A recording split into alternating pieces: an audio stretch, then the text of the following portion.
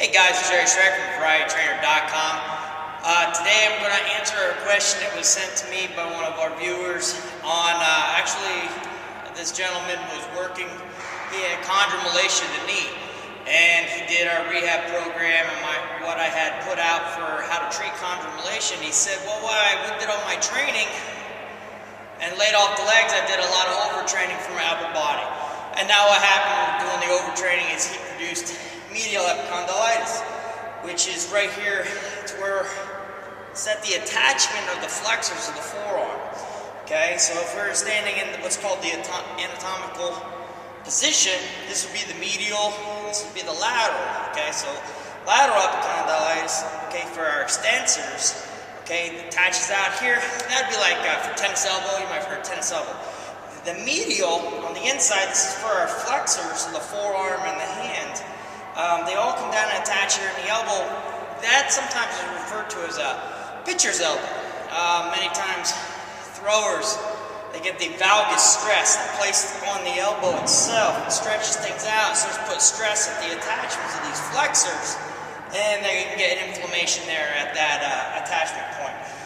So how do we get rid of that? Well, if in fact you're not a pitcher and you develop this from overuse from exercise, doing too much upper body, too much flexion, and not enough extension work, or the wrists, forearms, good news is that it's probably pretty treatable and you can get rid of it relatively quick within 3 to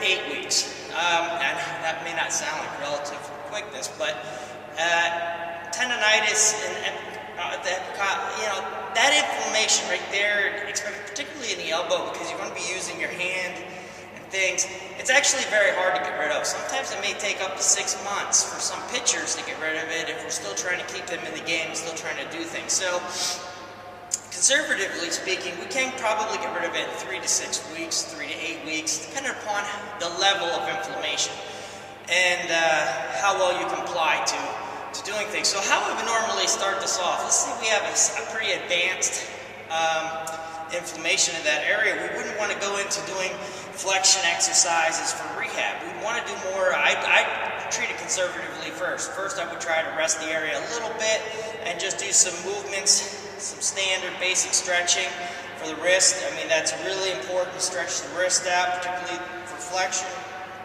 I'm just going to stretch it out like this.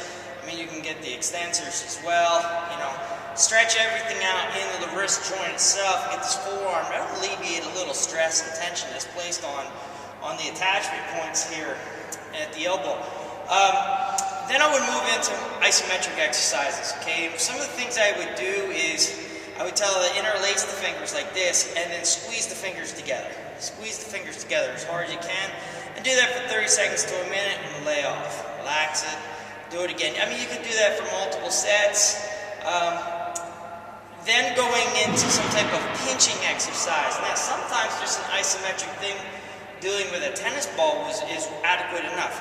Just taking the tennis ball and just squeezing it. Now, everything you're going to be working on rehab-wise, remember, my rule of thumb when I'm doing rehab and I'm trying to take care of things that are inflamed is if it's causing pain, it's causing inflammation.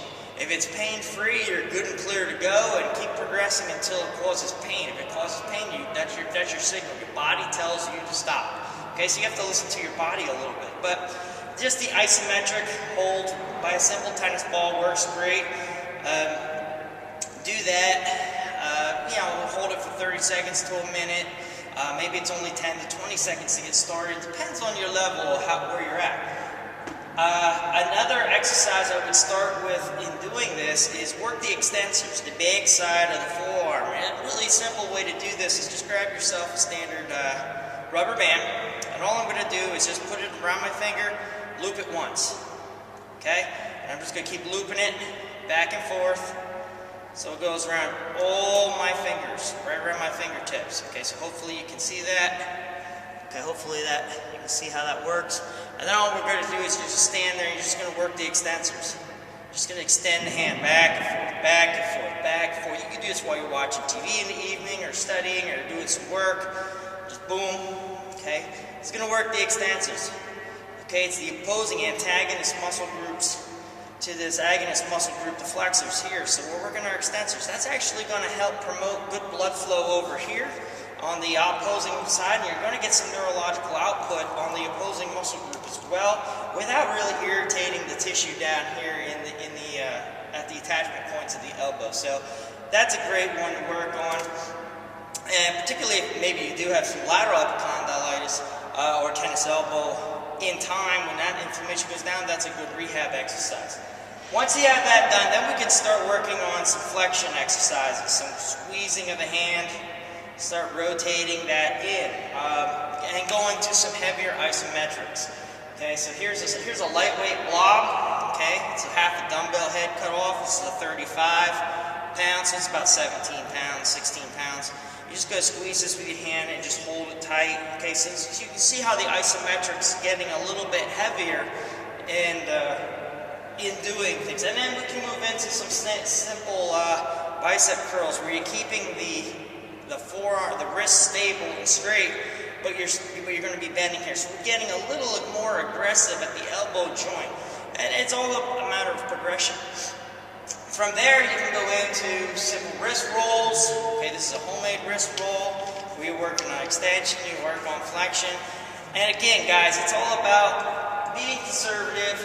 It's about knowing when to progress to a higher advanced level of exercise and listening to your body. Now, as far as treating it with ice, I'm not a huge fan of treating the elbow area with ice directly due to the fact that you have some very superficial nerves here. Ice can be beneficial to a degree, or ice cup with biofreeze. Just be a little careful how you're applying that to that area because of those superficial nerves. You don't want to freeze those nerves. And then if you do have ice on your elbow and stuff, if you feel it in your fingers or down your forearm, a little tingling or a little burning sensation, take the ice off or stop applying the ice cup at that point. All right. So that's some general things. Some anti-inflammatory meds sometimes can be a benefit. I'm a big fan of sports creams, okay, just to alleviate a little tension. Another thing is an arm strap. There are arm straps out there where you can put an arm strap, like a trap strap right there.